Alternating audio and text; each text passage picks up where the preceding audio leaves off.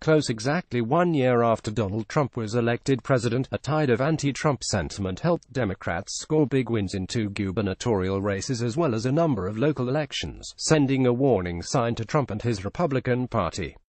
November 8th. Warning: midterm elections are harder to predict than they appear in modern media. There's nothing more boring than a political pundit who doesn't make predictions.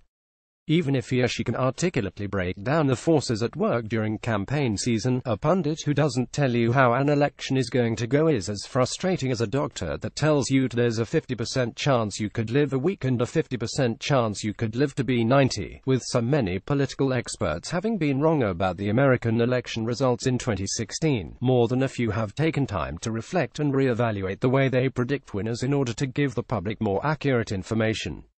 More North's Virginia winners 2016 election finally over for Democrats.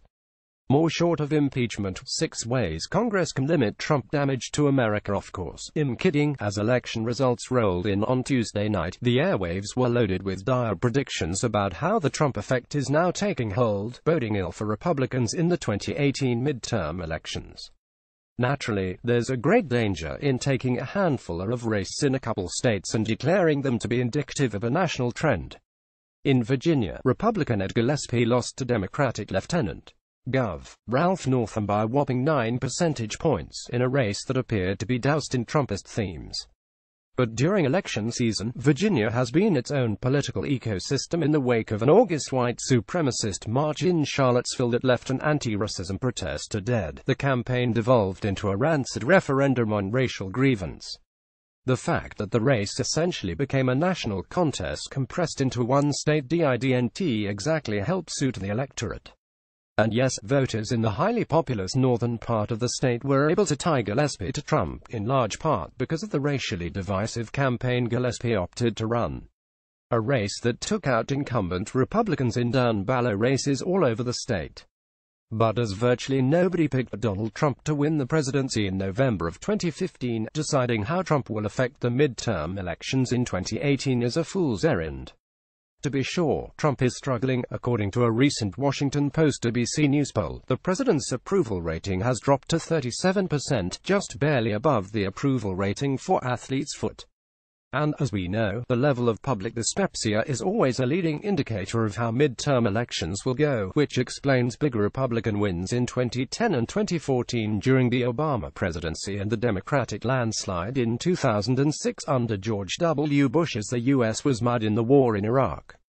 More in the age of Donald Trump, the crassest pop culture is the key to understanding politics, policing the USAA. Look at race, justice, media, but, of course, there's still a year to go, and it's not as if Trump hasn't defied the punditocracy before. In fact, his current slump may be a result of voters who previously supported him feeling betrayed over his inability to actually pass any meaningful legislation. If, for instance, Trump was able to sign significant tax reform into law, he could once again claim to be a president who gets things done.